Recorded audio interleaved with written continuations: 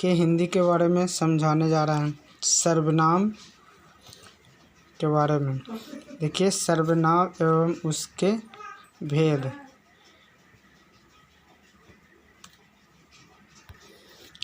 सर्वनाम किसे कहते हैं? सर्वनाम उत्तर में व्याकरण में सर्वनाम ऐसे शब्द को कहते हैं जिनका प्रयोग सब प्रकार के नामों के लिए हो सके।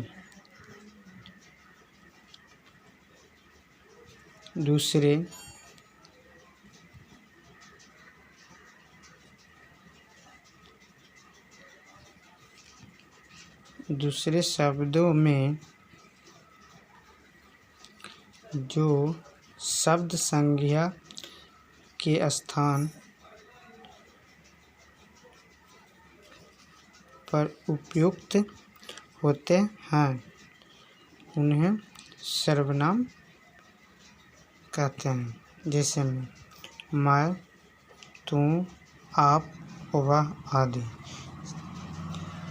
सर्वनाम के भेद। सर्वनाम के भेद के बारे में, सर्वनाम के 6 भेद होते हैं। सर्वनाम के कितने भेद होते हैं? तो 6 भेद होते हैं। पहला है पुरुषवाचक सर्वनाम। जो सर्वनाम पुरुषवाचक या स्त्रीवाचक संज्ञाओं के नाम के बदले में आता है उसे पुरुषवाचक सर्वनाम कहा जाता है।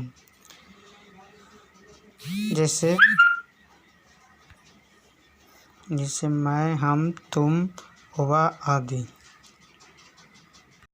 पुरुषवाचक सर्वनाम के 3 भेद हैं। पुरुषवाचक सर्वनाम के 3 भेद होते हैं। पहला प्रथम पुरुष।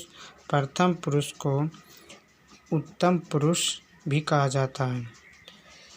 जिस सर्वनाम का प्रयोग कहने या बोलने वाला अपने लिए करता है उसे प्रथम पुरुष कहा जाता है। जैसे मैं, हम, मैं। दूसरा में मध्यम पुरुष।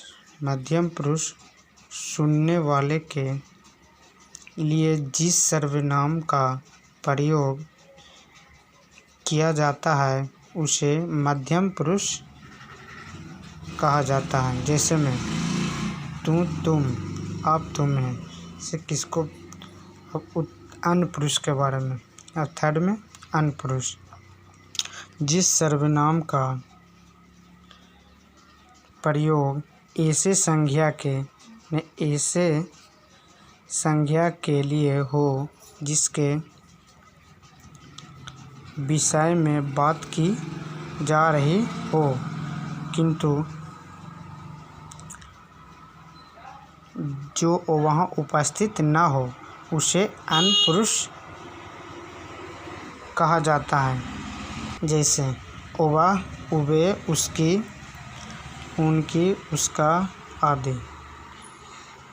पुरुषवाचक के बारे में होगी। अब सेकंड में आए निश्चयवाचक सर्वनाम किसे कहते हैं? निश्चयवाचक सर्वनाम किसे कहते हैं? जिससे निश्चित समय, निश्चित व्यक्ति, वस्तु या भाव को बोध हो उसे निश्चयवाचक सर्वनाम कहा जाता है। जैसे में यह, वह, ये, वे, आप आदि इत्यादि। अब अनिश्चयवाचक। तीसरा में अनिश्चयवाचक सर्वनाम। अनिश्चयवाचक सर्वनाम जिससे किसी निश्चित व्यक्ति, वस्तु या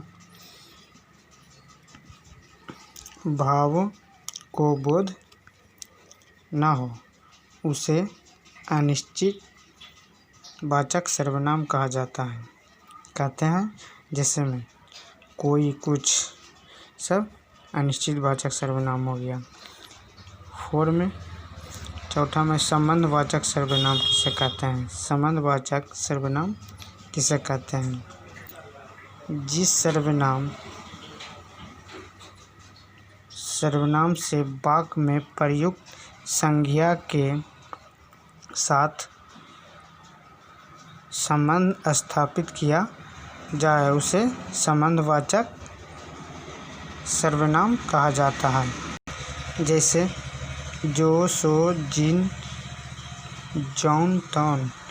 इस प्रकार के सर्वनाम वाक्य में एक दूसरे के बाद कुछ पदों को छोड़कर आते हैं।